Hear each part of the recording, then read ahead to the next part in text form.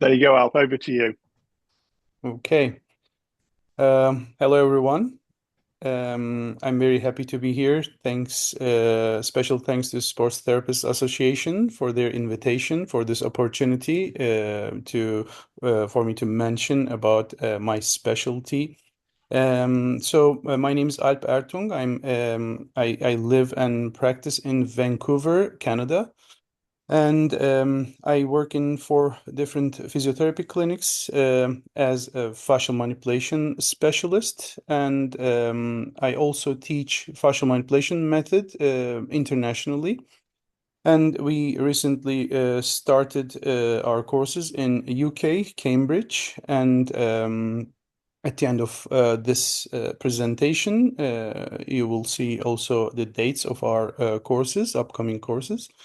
So today I will mention about some of the distinctive features of fascial manipulation method, and also I put some clinical case examples to give you some idea about our thought process in this method.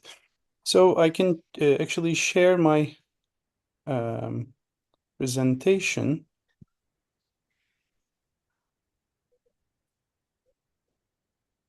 Sorry.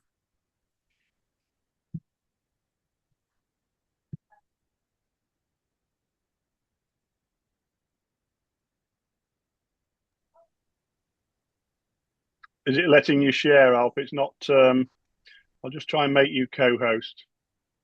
Okay, I'll just.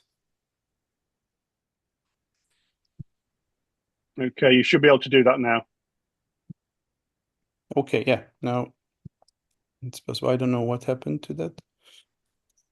Okay, so everybody can see my presentation, I think, and also like this. Can you see my arrow also? Okay, perfect. So the first thing that I want to say about fascial manipulation is like it's not a technique, it's a highly organized method, actually. We have solid guidelines to follow, and also we have a specific assessment chart. Actually, we care about the detailed medical history of the patient, and it's a very global and individualized approach, actually, because we need to approach like that. We cannot generalize just a type of pain and do the same thing for the same pain, because all types of pain and dysfunction can have different reasons depending on the individual's medical history and their anatomical features and their actual individualized compensations throughout the years. So because of that, we really care about that. And with this assessment chart, we actually, after gathering the detailed medical history information, we are able to create an hypothesis about the possible cause of current complaint. Because I see every day complex chronic pain patients with different complaints, and even when we are talking about the same type of pain, same area of pain, the reason is different, and it's always depending on the medical history details. So with this detailed medical history information and with our hypothesis about the actual thought about the possible reason of this like current complaint, we also have like extremely precise palpation techniques, and with this precise palpation, we are able to identify the problematic areas. And with this type of assessment, we almost always have the actionable data, which we can help people with, even without like clear diagnosis or clear etiology. It's really, really priceless to be able to have some answer to the question where to start, because it's the biggest question when we have a patient, when we gather the information, where to start, how we can plan the treatment, actually. So fascial manipulation method gives proper answer to this question, and also not only where to start, but also how to proceed. So this is the main feature of fascial manipulation method, actually. And the other strong part of this method is the precision of the palpation, precision of the areas that we focus on, and also precision of the target that we have during the session. So the precision, of course, comes from knowledge. The Stecco family, the founder of the method is Italian physiotherapist Luigi Stecco. In late 80s, he actually published his first book and started the idea of fascial manipulation. And his daughter and son, who are also Carla and Antonio, who are also medical doctors and specifically focused on the anatomy. And the son is a physiatrist, physical therapy rehabilitation doctor, and daughter Carla is orthopedic surgeon, but she's not actually practicing orthopedic surgeries anymore. She actually devoted herself to the anatomy studies and different type of studies. It's not like limited with only anatomy, but also physiology, histology, innervation studies, clinical studies, etc. And they don't work just by themselves or with each other. They have like international collaborators. They are colleagues from respected universities, international universities. They have a lot of experience with different type of studies, and you can actually find more than 150 articles on PubMed platform related to these type of studies. As I said, not only related to the anatomy of fascial system, but also physiology, innervation, histology, also some clinical studies and review papers, articles. So they spend so much time with these anatomical studies, and also tremendous amount of time in the clinic. The clinical experience also shaped this method. The because we need both information coming from the research and also from the clinic, because they should support each other. So they used these two stream of information very well, and they have like precise targets. It's again, this is a method, and we have these proposals, we have these models and suggestions backed by scientific data. I kindly suggest this atlas to have better information about the human fascial system. It just published in 2015 by Carlos Stecco. It has a lot of wonderful photos of fresh frozen cadaver dissection studies, and gives a lot of information, especially about the superficial fascia and deep fascia, muscular fascia. And this actually published in 2024, which is focusing on the anatomy and physiology of the internal fascia by Luigi Stecco, and collaboration with Carla and Antonio. And the important thing that they share in these type of studies, the detailed explanation, categorization, and objective interpretation of the anatomy and physiology of fascial structures. So the objectivity of these studies are really, really important. So the precision of the method, the palpation, the target comes from the knowledge backed by these type of studies and clinical experience, as I said. Also, as I mentioned, the precision of the target is important when we are talking about manual therapy. In manual therapy, soft tissue manual therapy session, what these questions actually started to create some additional questions in Stecco family. The tissue stiffness. What can be the cause of the tissue stiffness when we feel in manual therapy, soft tissue manual therapy?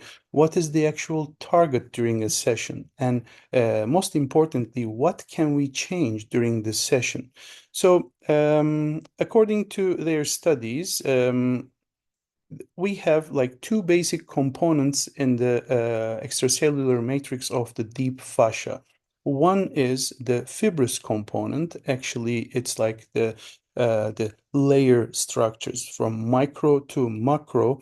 Um, and these are the fibrous component examples, which are helping us to distribute the force for the force transmission and to be able to um, connect and relate different segments with each other, especially by the help of the aponeurotic fascia. We have two main types of deep fascia, the muscular fascia. One is epimesial and the other one is aponeurotic. Epimesial is mostly adhered to the structure underneath, like the epimysium of the muscle, but the aponeurotic fascia actually wraps around the group of structures and like the compartmentalized structures, and it's not strictly adhered to what's underlying, what's beneath.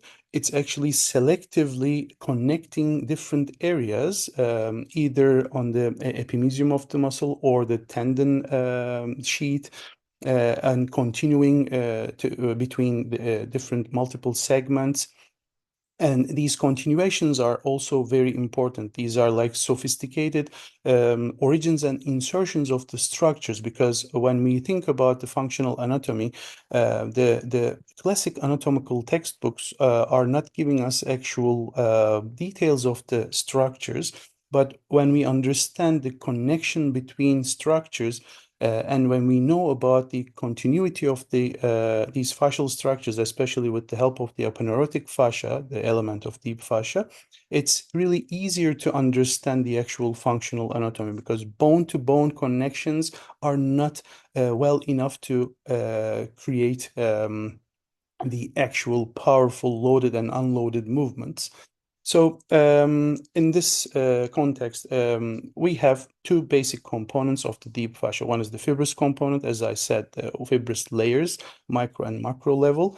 And the other component is the loose connective tissue component, the gliding material in between this fibrous component, which is also very important. And the chief element of this loose connective tissue component is hyaluronan as a molecular structure. And the Stecco family started to ask these questions, as I said, and they actually wanted to understand the distinction between the changes, the alterations of the fibrous component and the alterations of the loose connective tissue component. And actually, they had certain information about this, and it turned out the fibrosis, the fibrotic changes, actually it takes a longer time to create some improvements, because when we are talking about the collagen formation of these like connective tissue structures, we need like long-term force and load distribution or the stimulation to create changes in the fibrous component. But the loose connective tissue component, when we have the alteration in this loose connective tissue component, which is called densification, the aggregation of the loose connective tissue component, mainly hyaluronan, it causes the gliding dysfunctions between fibrous layers. And this not only affects the actual area, but also it affects the several different areas depending on the individual's compensatory patterns, the medical history details, and also anatomical features and the daily life details. So distinction between these is important because densification is reversible, but the fibrotic changes, as I said, it may take longer time to reverse or to improve the pattern of these changes, or sometimes it's impossible to change the fibrotic structures. So, as I said, it depends on the patient. So we have certain studies, certain papers about this. Also, in this example, in this image, ultrasound imaging, it's talking about the difference between these changes. So, distinction between the densification and fibrosis. So this is SCM with like a subject without any pain or dysfunction, and the fascial layers of the SCM. And this is the when we see this like black line here, it's the loose connective tissue component, and the white are the fibrous component. So the difference in like between these two neck pain subjects is like the tissue thickness that we can see, but the thickness is caused by the loose connective tissue component. But in this image, the tissue thickness is actually related to the fibrotic changes. So this is like a distinction between these two neck pain subjects. So, as I said, why this is important? Because when we know the target, when we know the target which is actually easier to deal with, it's important for our treatment outcome.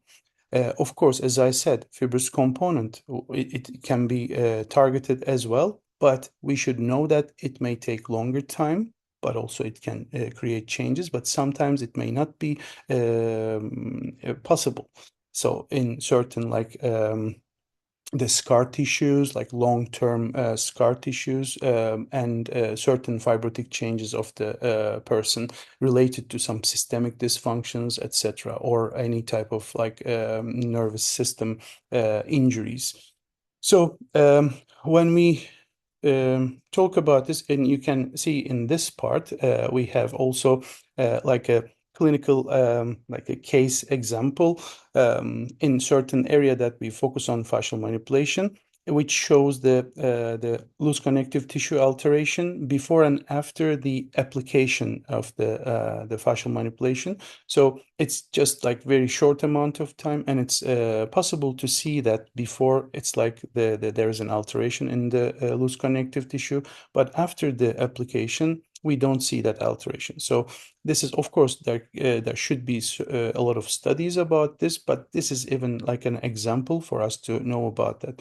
Also, the ultrasound became a reliable way of imaging.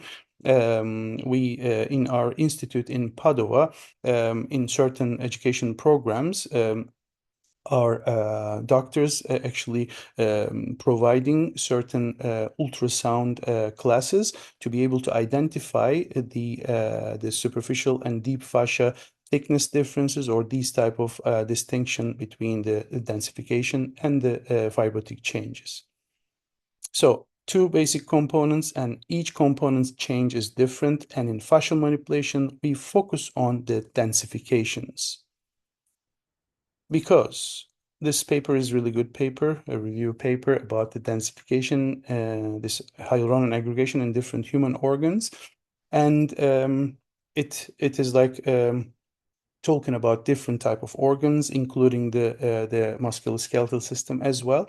But the main idea, the main conclusion is the densification is a phase, is an earlier phase than the fibrotic changes, but most important part is densification is a reversible phase before the fibrotic changes, which is very important, because when there's like gliding problem in certain areas, which is the most economic way for the body to create these type of changes, by the way, without spending any energy.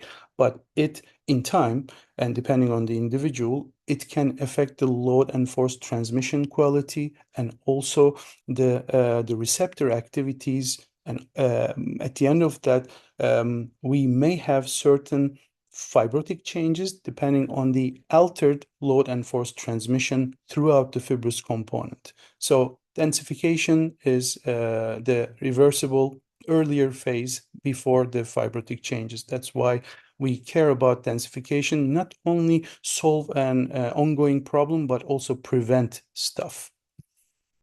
So when we talk about fascial system, we are talking about three-dimensional architecture of connective tissues, actually functionally integrating literally everything in our body, like in micro and macro level. And we need to talk about their relationship, the fascial structures relationship, or this architecture's relationship between the nerve elements and also the vascular elements, because fascial system basically provides environment for these structures. And when we know that we have like tremendous amount of free nerve ending in fascial system, there's no question. We have nice innervation studies, and this study is really nice, the review paper, and free nerve endings. And also we have specific receptors. And also we have some the cutaneous nerves. We have some major nerves traveling through the deep fascia layers, traveling through, coming from the intermuscular septa, going to the muscle, and then the deep fascia layers, as you can see here, the example of the traveling path of cutaneous nerve. So each area actually needs proper gliding, and the fibrous component needs proper basal tension. So when we have this proper gliding and proper basal tension, the nerve elements, of course, will be able to perform in a proper way. But when we have any alteration, this can affect the nerve structures, nerve elements, activity, and it can alter this in certain degrees. And also, we have vascular structures. For example, the saphenous vein is like embedded in the superficial fascia. So also the superficial fascias, the fibroelastic characteristics of the superficial fascia or the environmental quality in subcutaneous tissue is really important for the sake of these elements, and not only limited with this, all the lymphatic elements, as I said, the cutaneous nerves and the characteristics of the adipose tissue in the subcutaneous level. Also, in here, we can see this is just an example of one area in our body, the quadrangular space and the triceps hiatus. We have like two major nerves passing by, the radial and axillary nerve, and also we have the mini arteries passing by, but the structures all around this area, not only this area, but related to the arm, actually relying on this area's proper gliding and proper basal tension.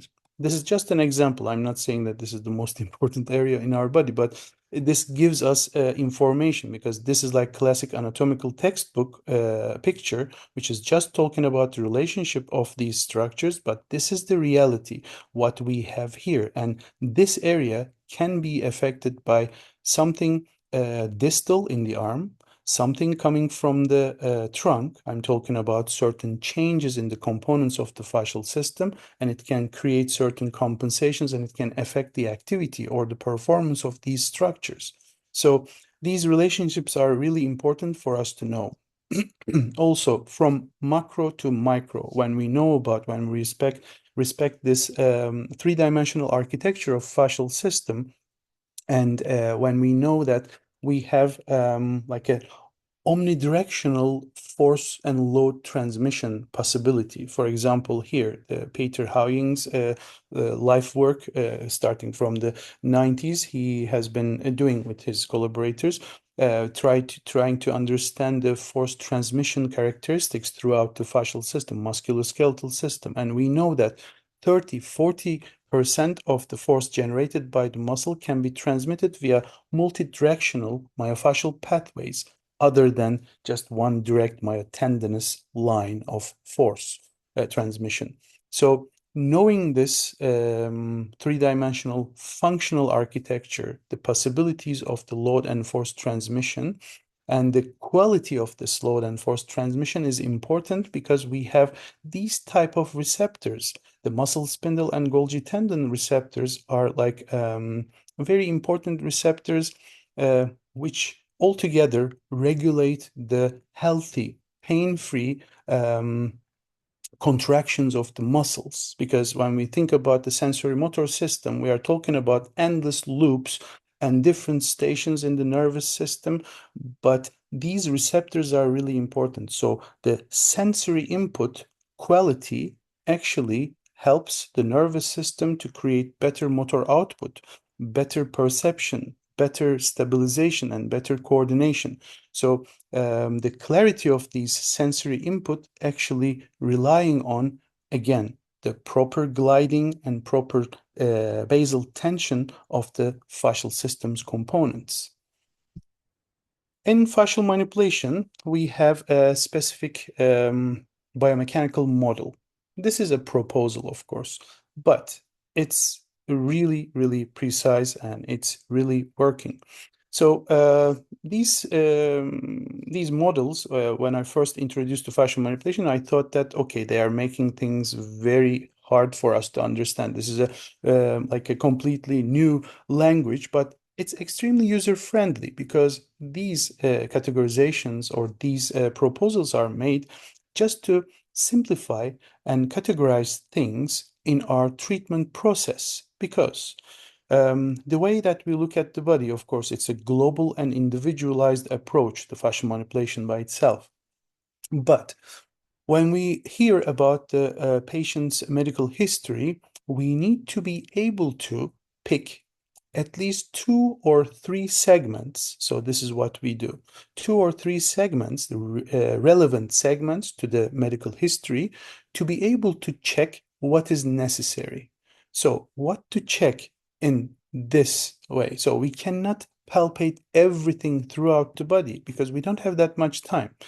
But in fascial manipulation, when we have the data, the medical history information, when we have our hypothesis, thinking about the possible cause of the current complaint, or any information coming from the patient, relevant information related to medical history, actually, it leads us to pick at least two or three segments to palpate. And what to palpate in the segments? We have like the functional portions of each segment related to the elements, especially related to the direction, specific direction of the movement or stabilization. We call them myofascial units. And in the chosen segments, we actually palpate each myofascial unit to be able to understand the characteristics or the texture quality of the fascial system. Especially we are seeking the densification because we teach that precisely how to identify the densification. So when we go to these myofascial units, we check certain specific strategical anatomical structures, the areas, and it's really precise. They are called centers of coordination, mostly related to the area of the muscle belly, related to muscle belly area. And we also have another group of areas that we palpate. They are called centers of fusion, which are mostly related to the attachment sites, tendon sheets, retinacular structures, or fusion lines in or septas related to the anatomical structures. So these are like precisely located and we are able to palpate that. That's what we are actually spending most of the time in our courses for the students, for the participants to be able to understand the exact location and if there's densification or not, to identify the densification. So segments. When we pick the segments, we actually check the myofascial units, and thankfully we have these areas, specific areas, which allow us check each myofascial unit. And when we talk about myofascial unit, actually, just want to give you a little bit more information. Myofascial unit is a proposal, and it actually started to gain some interest from respected universities, especially the Harvard Medical School. In certain papers, you can start hearing this myofascial unit as the basic functional element of the movement system. And according to Luigi Stecco, this myofascial unit, and of course, the basic functional element of the fascial manipulation method also, it is based on anatomical planes of movement and the body's ability to produce and control and stabilize movements in specific directions. And each myofascial unit is composed of, because why he needed this type of like a little bit larger description of functional element of movement, because before this we were hearing about the motor units, but when we think about movement, there is no just not just one muscle or not just one motor unit responsible from the movement. We have the collaboration of multiple motor units related to that joint's um, monoarticular and biarticular muscles. And these motor units are also not able to explain us the what's going on in that segment, functional segment. So we need the joint, which is involved. We need the nerve and vascular components in that myofascial unit. And also, most importantly, what we respect in this real anatomy, the, the fascial structures which connect all these elements together, macro and micro level. So myofascial unit concept covers multiple elements instead of just covering a single motor unit or a single muscle because this is it is impossible for us to separate these structures when we think about the real functional anatomy. So this concept actually allows us to understand the problems occurring in terms of the fascial disorders, fascial dysfunctions when we think about that. So the alteration of myofascial unit can cause fascial disorders, dysfunctions, and it's not limited to just one single muscle, one single joint, or one single element. So when we think about the elements of this myofascial unit, for instance, when we have the alteration of the gliding, which, as I said, which we focus in fascial manipulation, it can cause like muscle stiffness. And when we think about the muscle spindle environment, which is like connected to perimysium, so the epimysium, perimysium, endomysium, they are all connected with each other. When you think about the epimysium of the structure, which has like an altered gliding between the aponeurotic fascia or a neighboring structure, and which alters the actual the optimal tension in the area because perimysium is very special. It can feel a different type of tension. Easier than the other elements because of its like collagen type 1 content. So when we think about this strategical locations of these receptors, also the Golgi tendon organ, when we think about the tendons, tendons are the continuations of the perimysiums coming from the muscle.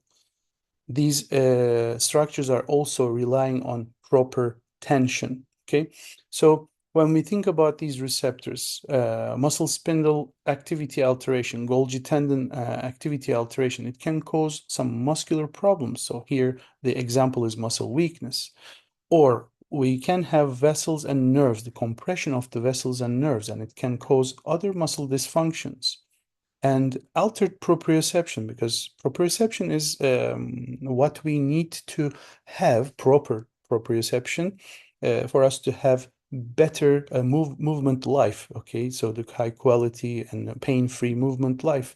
So lack of free nerve ending stimulation can cause altered proprioception, all because of this. It's kind of a cascade of events, but always depending on the individual.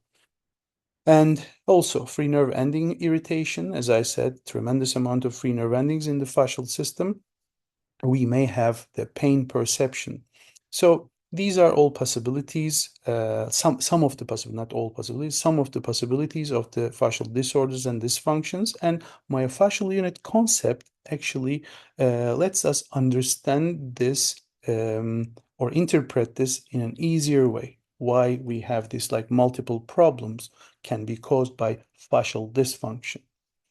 So according to all this information, I will just talk about like some simple case examples briefly. So this is from the book of Leon Chaito from 2018. One section was about fascial manipulation among all other modalities. So one of our experienced teachers, Stefano Casade's case is this. So this is a very specific and basic example of like a movement-related pain problem. And in fascial manipulation, how we approach this. When we see this information, the 50 years old male, low back pain on the left lumbar area, started 1 year ago. It was triggered during a tennis match. Since then, running and bending forward have been painful, even though he had numerous treatments. Because in classic perspective, usually um, the pain area is usually the target of the treatment. I'm very happy the last years, maybe more than 10 years, the global approach gaining more importance, which is supposed to be like that. It should be individualized. But mostly focusing on the pain area was the common thing done. So, in also this person had the similar experience probably. So there's no disc herniation or any structural damage to the tissues. Also, it's good to know. So with this information, are we good to go? Do we know where to start, what to do, and how to proceed? So, as I said, with our assessment chart, we question the old injuries.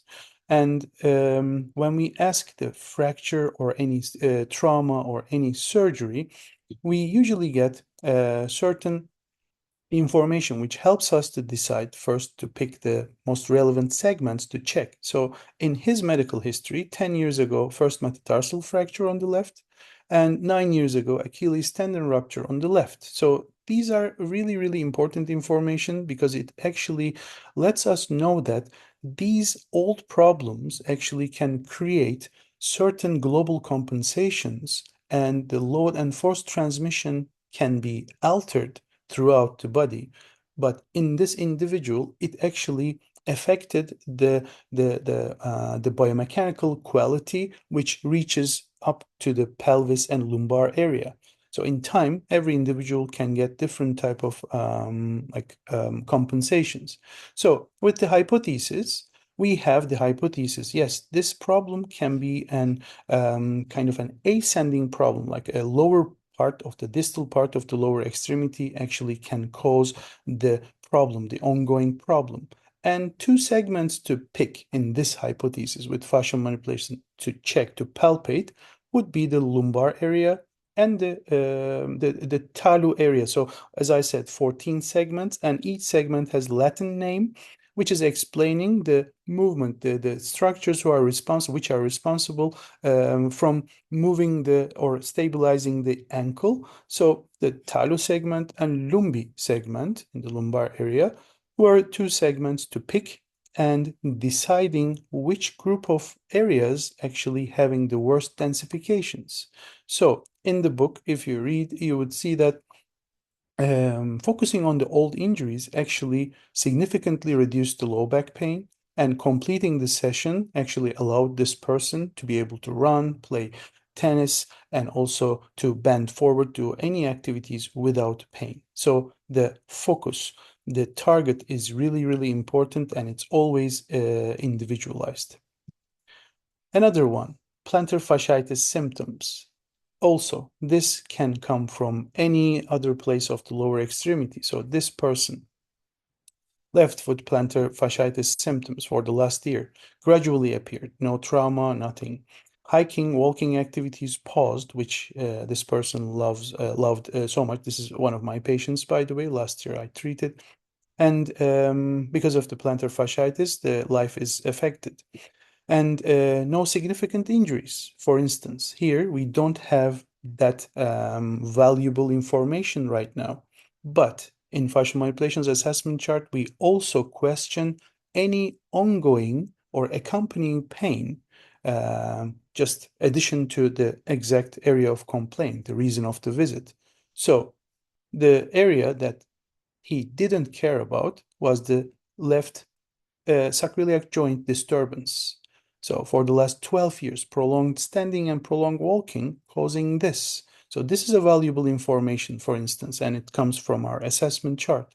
And again, numerous treatments without results because everybody was focusing on the plantar area. So the solution came with the idea of picking two relevant segments. So something related to pelvis and something related to the distal part, functional part of the lower extremity, which we actually picked. Um, First, I wanted to check the pelvic area, the higher part of the pelvis, but there was nothing. But the coxa segment we call, it's the lower part of the pelvis, had valuable densifications, and also in the genu segment, which is related to the knee activity. Again, the talu and the pes, which is the foot segment, had really significant densifications. And focusing on this, caring about the biomechanics, caring about the real functional anatomy, the kinetic chain, and with the precision of the method, it was possible to help this person and create permanent results and help this person to go back to daily living activities. Another one, chronic TMJ pain. So this is also very important because this underlines another feature of fascial manipulation method. We can actually help the patient without touching the area, if it's the case. Okay, so this person came with the right side TMJ pain, high level of discomfort and resting pain, very sensitive because everybody focused on the TMJ area for the last year. And even from the beginning, I just decided not to touch this area because everybody touched this area and already it's extremely sensitive. So for us, we need to ask more questions because there may be something more valuable. Low back pain, also accompanying pain for the last 15 years. Secondary concern, both resting pain, movement pain, so different type of things. But this person doesn't care about that because this person is here for the TMJ. But it's good to know about this because it can help us to create the treatment plan. And when we ask the older injuries, the fractures, a lot of fractures, like 32 years, 27, 25, 20, it includes a lot of different segments, the thorax, the lower extremity, upper extremity. So the thing that we did, according to these information, and I just, as I said, without touching the problematic area, because I already told this person I will not touch, and if we need like more sessions, we will of course do that. But today I don't want to touch. I want to actually care about your medical history and do something according to that. So what we did with the segments like thorax and the talo, which actually includes like terrible fractures and old injuries, which can affect the head and neck. Like thorax is a very powerful area which can affect the head and neck. So focusing on these areas, doing also we pick these segments, as I said, we understand the worst group of points, let's say, and also after deciding which group we will treat, we can do a longitudinal palpation, and we should do. And after that longitudinal palpation, we actually reach like better information, like even more densified areas. So by doing that, within 2 sessions, this person became pain-free, not only the TMJ pain, because I didn't even need to do any treatment. Of course, I checked in the second session what's going on here, but there was nothing going on here. It was triggered just because of a dental procedure, but the problem was not coming from here. So again, an individualized problem and solution was different. And by the way, I want to underline, I'm not saying that I did this. I just followed the methods guidelines, and the methods guidelines helping me to help these people. So another example, child, chronic thigh pain. By the way, is it okay for me to go on with these case examples, Gary? We can just go a little bit over time, but Yeah, yeah, we can go a little bit over time. I There's a question come up from Ian in the chat, and sure, I've got a few questions as well. But yeah, sure, please carry on. sure, sure. So this child has had this problem for the last 2 years, the anterolateral thigh pain, no direct trauma, and the painful activities are walking up the stairs, jumping, standing on the right leg, running also was increasing the pain. And no fracture, no surgery, no actual trauma, because we consider traumas according to their recovery length. Okay, so when we need at least more than a month recovery time, it's considered trauma because it's enough to create compensations, enough to use the body differently. But something happened, but went away within a week or two or something like that. It's not like an actual trauma. So when I asked this, because she was there with her mom, and I asked both of them, do you remember anything? Anything can actually be related to this. And then they actually remembered something, which actually is a possible overuse and overload injury, can cause possible overload injury. So their physical education teacher decided to make a surprise. They did like a long distance running at school without proper shoes, like out of the physical education class, without proper shoes more than 30 minutes with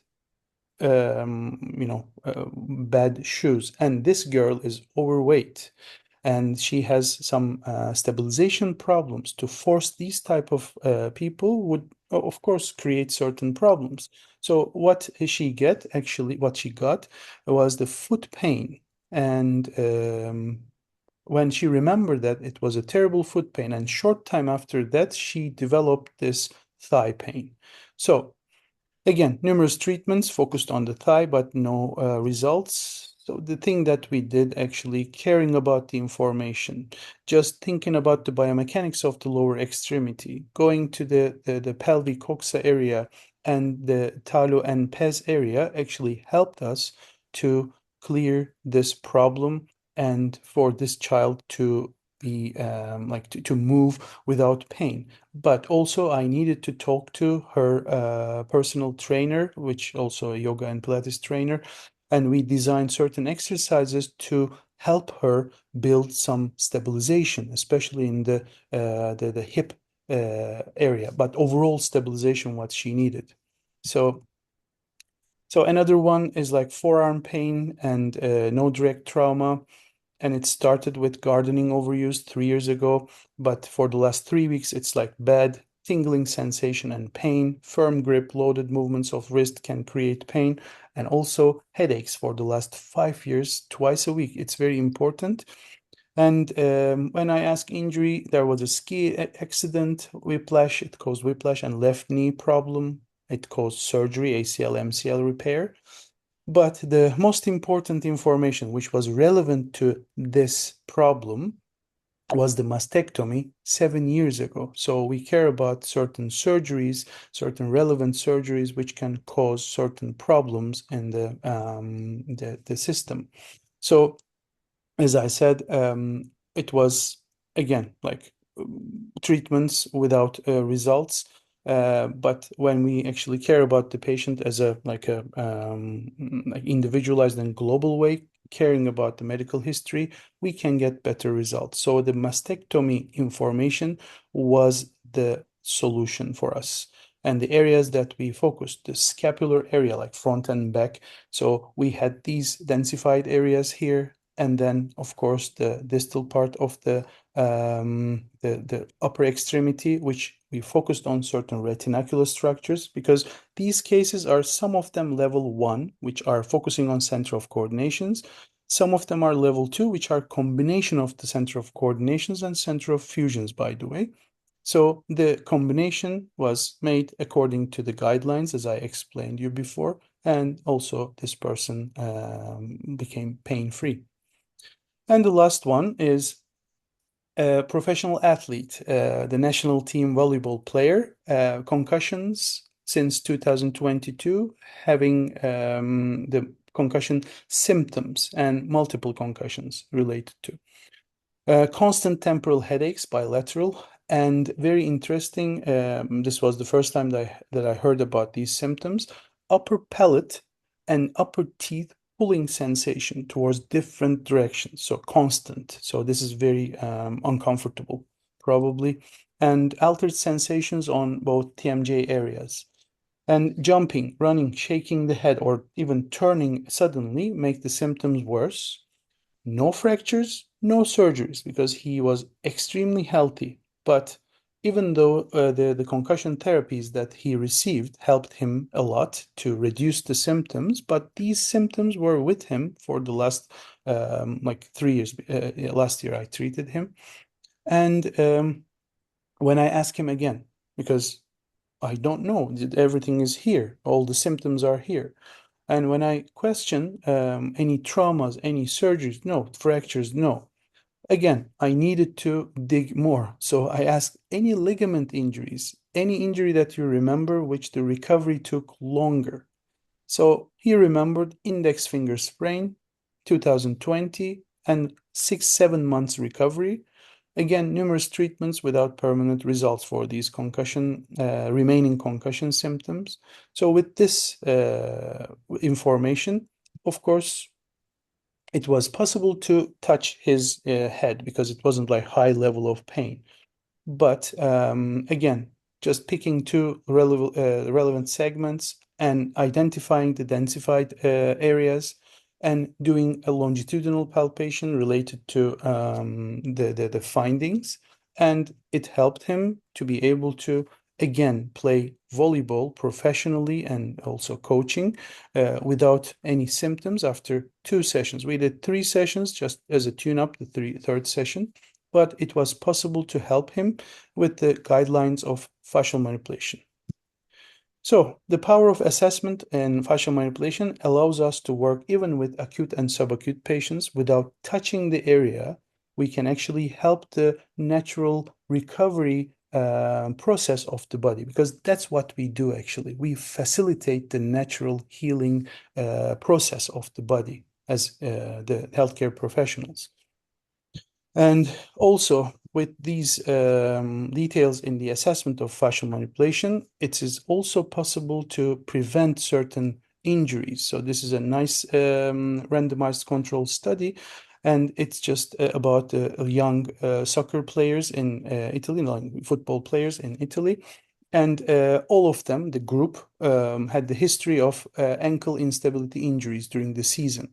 So two groups, one group before the season did just the regular stuff that they always do before the season, and the other group had 3 fascial manipulation sessions with all these precise and individualized assessment. So the bottom line is the group which received fascial manipulation actually did not have the injuries during the season, and there was like almost 1 year follow-up to actually ask these people, did they have any injury? And there was no injury, even a 1 year follow-up. So we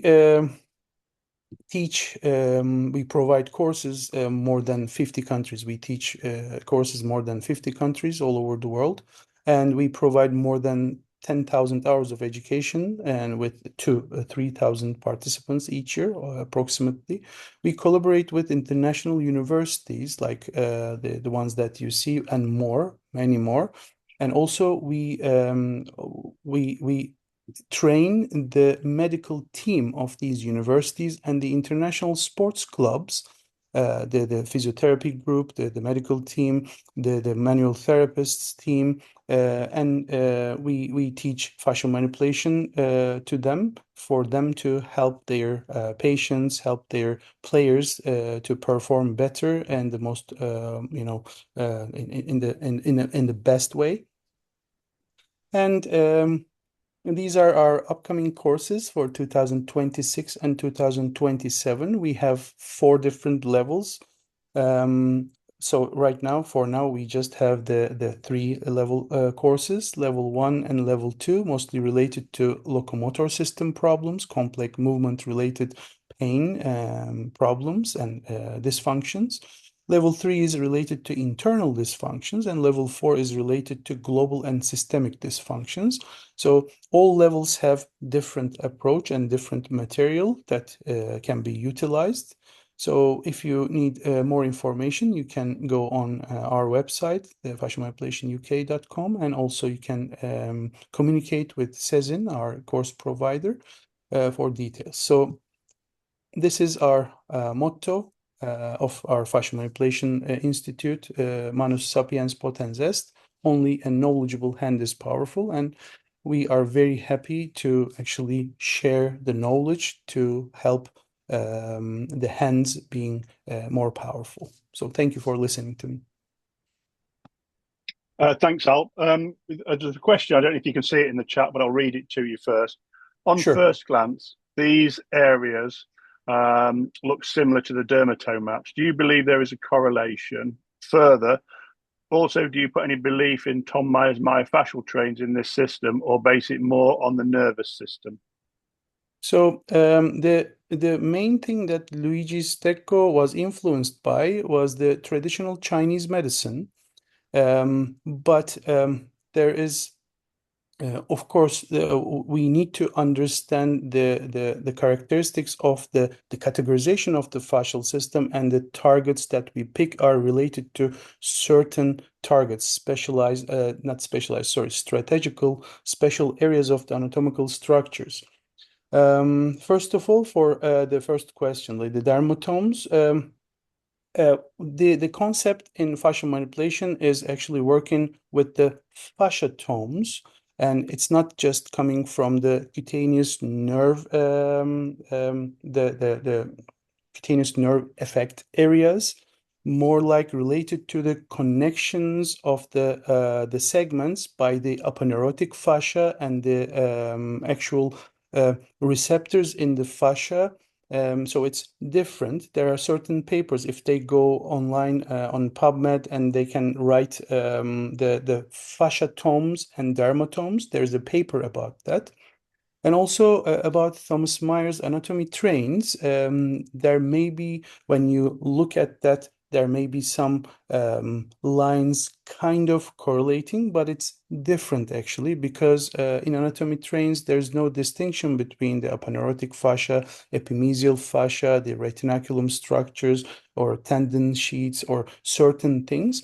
But it talks about, it gives really good information actually to understand about the global perspective in manual therapy is needed. So it was a nice window for us. But in fascial manipulation, it's different than that. So we really care about the actual fascial anatomy details, and also the proposal of the method or biomechanical model of the method that we follow. So it's different. Okay. Debs, have you got any questions, or you would like to read from my list? Hi, yeah, sorry, Gary, I couldn't find the microphone. One question, and then I'm not going to speak anymore. um, Question is about what affects fascia. I work a lot with fascia currently. I'm completely fascinated by it and how it works, and I've seen so much progress with it when we work it. Um, what's connecting it, what's affecting it, is what I'm really interested in. So obviously that's on the courses and things like that, but every single person is individual. I believe there Mhm. are markers. I believe that there are processes, but as you're saying, Alp, each single person is individual. So, for example, other effects. So, what are they eating? How are they sleeping? Do they have menopause? Obviously, a 10-year-old isn't. Did she have PCOS? Is there, or Mhm. PMOS now? Not just accidents and injuries, but the, like you say, the global structure, Yeah. that kind of stuff. I'm guessing that's part of the courses as well. Yes. Yeah, Okay. exactly. So, first of all, in first two levels, we are not able to help about the internal discomfort or dysfunction, because the approach is different. And we need to cover certain specific materials in first level, and it's like kind of overwhelming when we first get it, and we need to practice that. And in second level, another material is coming. In third level, another material, and in fourth, it's like also another material. So the answer to your question, it's a perfect question, by the way. The thing that I wanted to underline here is, of course, partially we were talking about the changes in fascial system, but the age, the immobility, hormones, the pH levels, systemic problems, internal dysfunctions, they all can affect the characteristics of the both loose connective tissue component and the fibrous connective tissue, fibrous tissue, or fibrous component. So definitely we need to understand this. I specifically talk about this in level 1 for us to be able to understand our limits, because level 1 is mostly related with clear movement related pain and dysfunction, which can be connected to the older injuries or any data that we get from the patient. And level 2 is, again, but more complex problems of locomotor system, but it starts to include resting pain, prolonged activity pain, night pain. So not like specific movement related pain. So those type of things come to the stage with level 2. So with certain people, for instance, 20 years of neck and upper back stiffness and pain. So, or low back, or anywhere, or both distal parts, both carpal tunnel symptoms, or both lateral epicondylitis symptoms. So, when we ask questions in our assessment chart, there's a section asking about certain internal discomfort or dysfunction or any diagnosed problem coming, like a chronic problem coming from puberty, even from childhood. So when we have these type of problems, it immediately shows us that this is not like pure biomechanical problem. So for instance, that example, like I get that a lot in the clinic, the neck and upper back bilateral stiffness and pain. So it turns out that chronic constipation since puberty, or chronic like migraines since childhood or something like that. So it shows us there's something else going on which can also contribute these fascial problems, not only limited with the biomechanical stuff, but also we should care about this as well. So I'm very happy that you asked this question, because we cannot actually limit the problems with only the trauma in the musculoskeletal system. But as I said, I mentioned about this in level 1, but I'm not able to provide any material or any information to utilize in our sessions with level 1 to help people with internal dysfunctions or any pain caused by systemic or internal problems. So understanding the multiple traumas, fractures, surgeries, etc., and the compensation patterns actually can lead us to certain success, but depending on the individual, it can provide certain percentage of success. Sometimes it can be like miraculous. You can create 100%, sometimes 60%, but we need also to understand what's going on with the patient other than the musculoskeletal system problems. Usually in our material, it's not included in level 1 to mention this, but I really, really care about this, to mention about the internal dysfunctions and their possible effects, just to know our limitations. But yes, so you hopefully I answered your question, right? Yeah. Thanks, Al. I've got some questions. They're in no particular Please. order. They were when I wrote them, but as the talk's gone on, you may have covered some of these. But what does densification feel like? You know, when you're palpating, what are you Mhm. looking for? So the densification feeling, as I said in our courses, from the first moment, in 5 minutes, I'm doing my best to be sure every single participant is being able to feel that difference. So it's something like that. When you, for example, the best way to feel this, actually, what I start with the foot, okay, so with the feet, and checking certain specific areas, as I said, in centers of coordination and centers of fusion. When you go and check on each side in these specific areas, you can feel certain differences, like ropey sensation, like ropey feeling, and kind of rough feeling, additional thickness, some sticky feeling. Okay, so it's like different than the exact, like the factory settings of that particular structure. When you feel that it's like pliable, it moves nicely, it's usually not nothing going on. But when you feel, especially on that specific location, because we have like large structures where we don't know the exact area to focus, okay? But in fascial manipulation, we are actually leading our participants to go and to check the strategical area of that location, of that structure. So when you go there, when you check, I usually suggest to check the other side because there's usually a difference. So this texture-related alteration, thickness, ropiness, roughness, and like stickiness feeling can be with words, a kind of the simplistic way of explaining the densification. And you don't need to press too much, by the way, because we use our knuckles and elbows, but not in the way of like extremely deep tissue massage type of thing, because we don't need to go that deep. When you feel the muscle, when you touch your arm, when you feel the muscle borders, you are already there. It's more like meeting and matching the target tissue and understanding the characteristics on that exact location that we provide in our courses. So that's what I can say. Okay. And when you were mentioning some of those case studies, and you automatically go and you choose some segments which are related to probably proximal and distal, is that based on your experience, or is that a standardized methodology? The methodology actually leads you there. As I said, I don't decide anything just by myself or my feelings.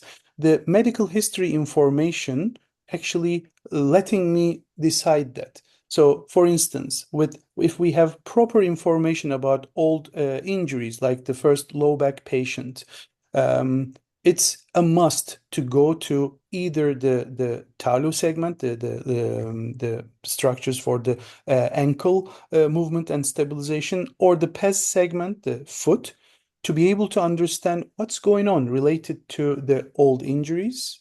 And the second segment can be the site of pain, that person actually feels the actual symptoms. So this is a basic way to decide the two segments, two relevant segments. I never decide on my own. If there's, for example, if there's like I had more cases, but I didn't have that much time to present. So sometimes there are no information about medical history, just you have the pain area and the lifestyle of the patient.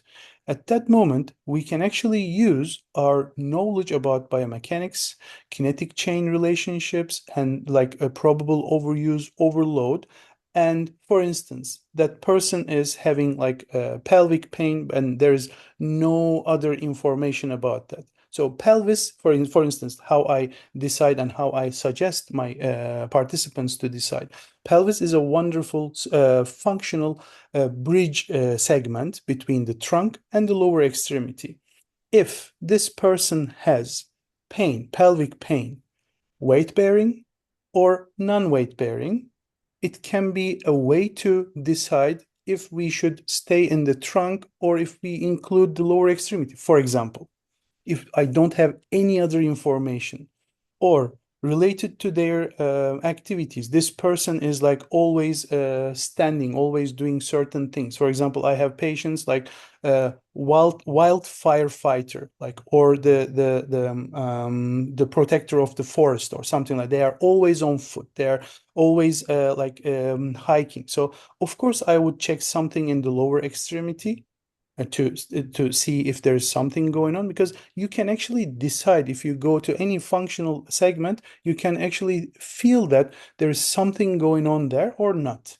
So the least amount of information, of course, we should use our knowledge about biomechanics, but most of the time, 99%, the patient gives the information, and according to that information, you can pick either 2 or 3 relevant segments related to the medical history. So it should be, and in the courses, actually, I teach the how to actually create hypotheses. So this is also another subject in our courses. When you have chosen your segments that you're going to test, Mhm. do you do any sort of objective testing as well? Do you do a movement of the particular segment and check Well, for this is dysfunction? also Yeah, this is also a wonderful question.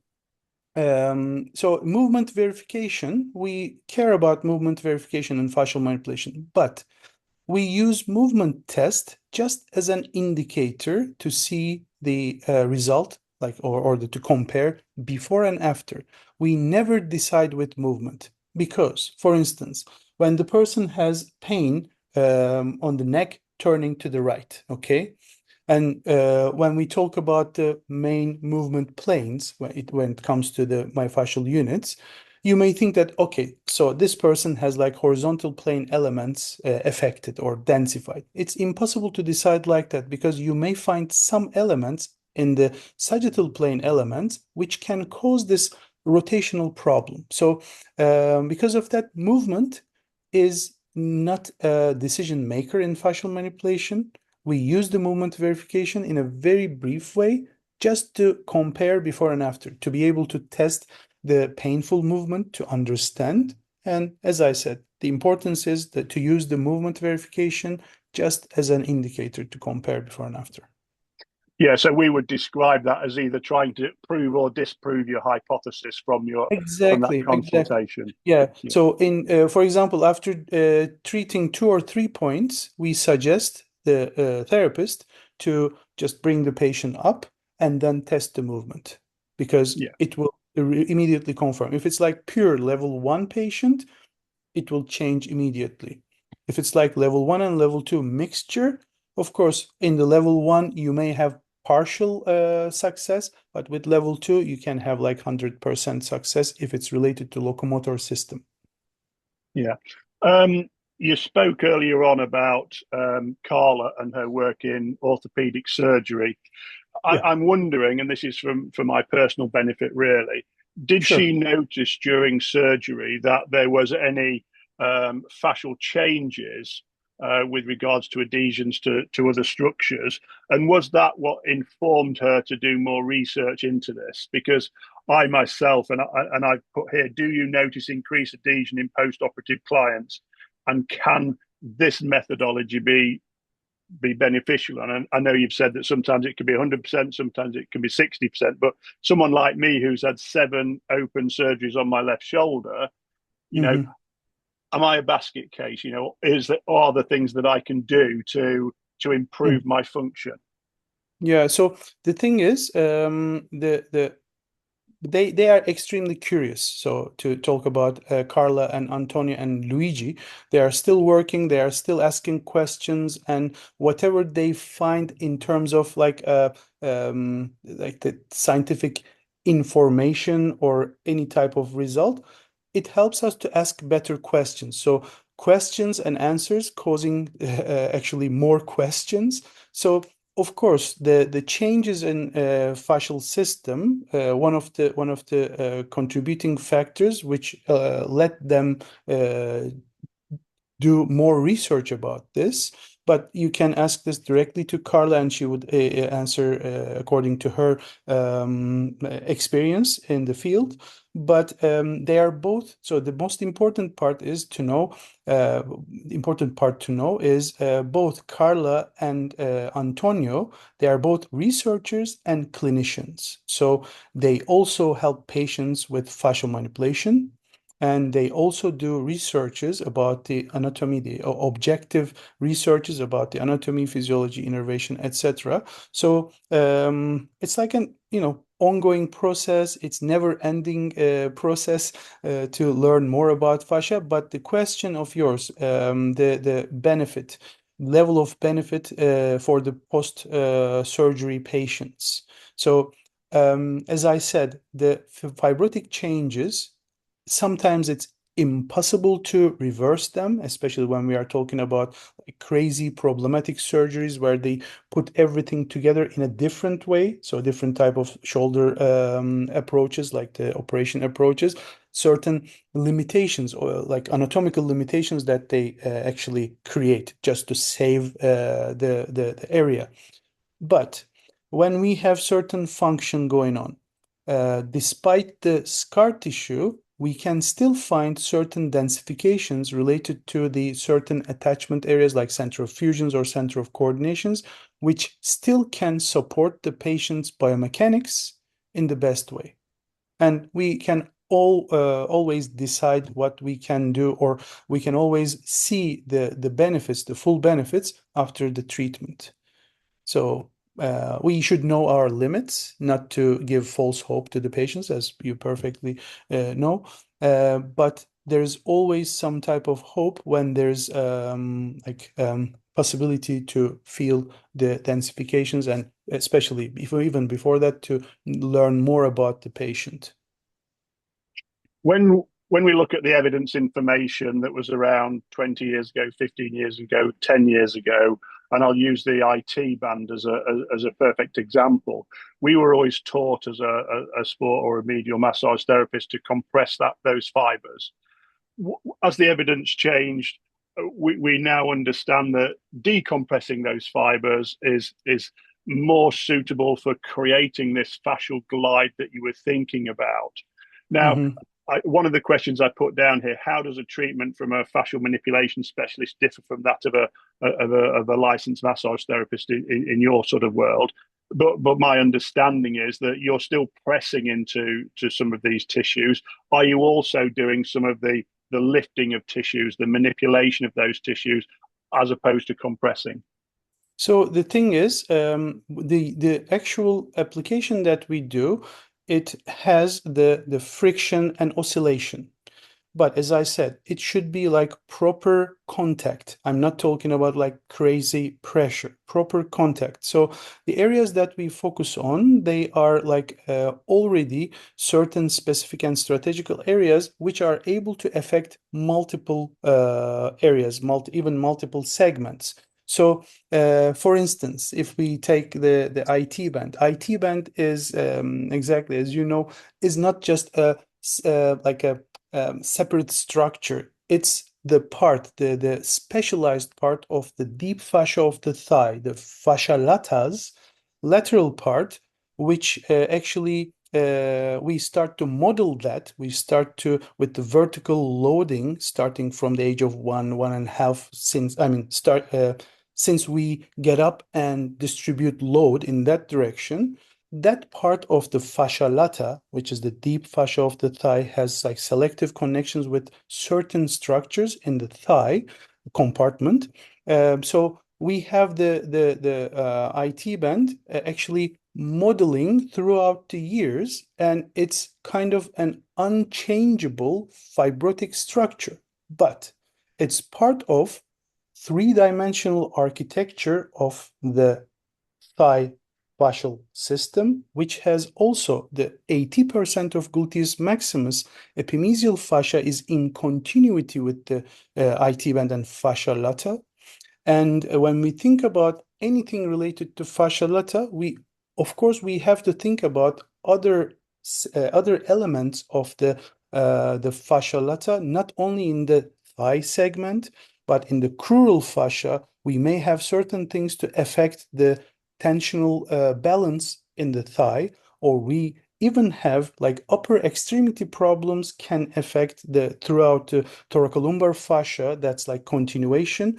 It can also, they can have interrelation between. So the question, the compression or lifting. So with the friction, there's like some mathematical model studies. How can we actually improve the gliding, or how can we change the alteration in the hyaluronan? So one of the best application is the friction with oscillation to change the gliding, because our tissues are intact. So there is no hole in our body. So everything is like working like this. So when we think about that, of course, there are certain stimulations can be, for example, the stimulation in the subcutaneous tissue, it requires some lifting, but it's a different part of the fascial system. It's related to superficial fascia and the characteristics of the subcutaneous tissue. But when it comes to deep fascia, it's really impossible to lift or do anything. So as I mentioned in the first part of the presentation, knowing the target precisely, what we are actually targeting. For instance, level 4 fascial manipulation is related to subcutaneous tissue. The application is different. We have lifting, we have certain manipulations in the subcutaneous tissue to actually create better environment for the superficial fascia and the elements of the subcutaneous tissue. But for the deep fascia, it's not possible to create that type of lifting or anything. So this is my answer. Always, like according to target, we should decide our manual applications. Yeah, and when we used to use fascial taping techniques, and that was sort of based on the work of Diane Jacobs and dermoneuromodulation. It's that superficial fascia where we're adjusting the dermal layer, the skin, into a different position, getting a client to move in a similar way to check that the move was less painful or less restricted. So, as with any subject, there's always going to be more research. I watch research with interest. I've really enjoyed tonight. Can you see the chat, Alp? Can you? There's a couple of questions there. Oh yeah, Can you I'll see them just all? open the chat. Yeah, I'll open the chat. Yeah. So it So, started with that Ian's still fascinated by the connection of the nervous system, lumbar areas in case one went to the calf area, case 2, the SI joint problem to the plantar region, S1 nerve path. I believed for a long time that fascia and the nervous system are interrelated. He yeah, then goes on to ask you a question. yeah. I No, can't see it because this was I've got to change this the was settings on my chat. one of my certified specialist exam questions. So not necessarily we are dealing with the nerve, the actual nerve, when we have certain symptoms, or for example, the sciatica symptoms. When we know that there is no compression or irritation on the 5 branches of the sciatic nerve coming from the lumbar or the sacral area, when we know about that, but the patient still has the sciatica symptoms, it's not necessarily immediately related to that like major nerve. But as I said, the actual relation between the structures by the help of the aponeurotic fascia and the specific epimysiums of the structures underneath, their continuation and the innervation of the fascial system actually helps us to understand the relationship between pain and the fascial system dysfunctions. So, of course, nervous system is like the king. Okay, so without nervous system, we don't have anything. And fascial system with its innervations, with its receptors, it's a wonderful helper or supporter of nervous system in terms of sensory input amplification. So sensory input amplification is what we need to be able to, receive everything possible for the nervous system stations to decide what to do next. So because of that, what we care here is more like creating better environment for these sensory elements for us to have like a less load on the nervous system. Of course, there's a wonderful interrelation, but these type of like pain patterns, they are not always related to certain nerves immediately. So I'm just saying that there's also the fascial systems, the features of the fascial system and the interrelation between different structures also can create this type of pain patterns. So the myofascial pain, referral pain patterns, for example, which we know from the Travel and Simons, the trigger point referral pain patterns. When I ask this to Carla Stecco always answers this, not like a 100% answer, but she always tell that these referral patterns mostly related to the myofascial expansions, which are the sophisticated insertions and origins of certain structures coming from the aponeurotic fascia and their relationship with epimysial fascia or the tendon sheets or retinacular structures, etc. Yeah, I always found those Travell and Simons charts really useful in a clinical setting for clients to identify the pain patterns they were experiencing. and then that led me on to my hypothesis and my clinically reasoned treatment direction. Yeah. I think that's answered everything. I can't see anything. I can see our treatment still based Ian on. had another question, like based on fascia having thixotrophic properties, vibration, etc. Sound like this is the case. So yeah, the thixotrophy is like related to the actual reactions of the loose connective tissue elements in the fascial system. So of course there can be changes, and we are focusing on those changes. And as I said, as far as we know, for instance, the friction with certain oscillation with proper contact, also certain vibration elements may help, but not as precise as like a targeted friction. Also, I see also some dry needling. The question Debs actually put it there. So we encourage our participants to use different type of manualities, but with the idea of fascial manipulation.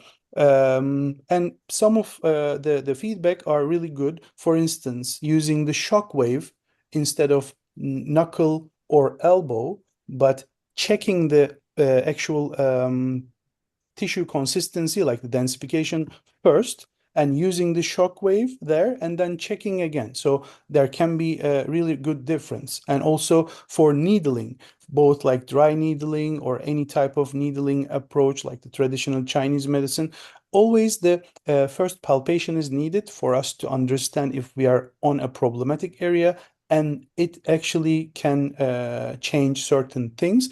Of course, we have a lot of questions. We don't know the answers yet, but we know the interrelation between fascia and the nervous system, fascia and the other systems of the body, as being the fascia, the functional architecture, functionally integrating architecture of our body. So, so these are really good to think about, to ask more questions. And as I said, I always appreciate these questions because I also ask questions a lot in my head, and it's the meaning of life. It's a never-ending learning process. Absolutely. Well, I want to thank you for your time out this evening and for sharing your expert knowledge on the subject. What we'll do is when we have our team meetings and we're discussing our wider clinicians podcast, we're already 6 months ahead with our scheduling. We are planning another delve into fascia, and I will personally send you an invite to have you on to share the knowledge again. But Yeah, thanks very exactly, much. exactly. I'm very happy, and this was wonderful for me to be here. And also, as I explained before, this was a very narrow explanation of things. I just did really my best to keep everything brief, and we can talk a lot about different things as well. So we can do like a complete Q&A session, for example, just from beginning to end. So we can talk about the questions without any presentation, for instance. So it can be also good. So yeah. Yeah, we'll definitely be in touch. Thanks, Debs, for that dad joke there. I would have been proud of that myself with the fascinating. Yeah. Pleasure to meet you virtually. I'll chat to you, Yes. Cezanne, again soon. Yeah. Take care, everybody, and we'll You speak too. again. Thank you Thank All for right. you. joining. Thank you for Thanks. your invitation. Yeah. You're Have a welcome. wonderful. And Scott, Have a hey Scott. nice evening. Yeah. Take care. Bye bye. See you in Thank you. other Sorry, other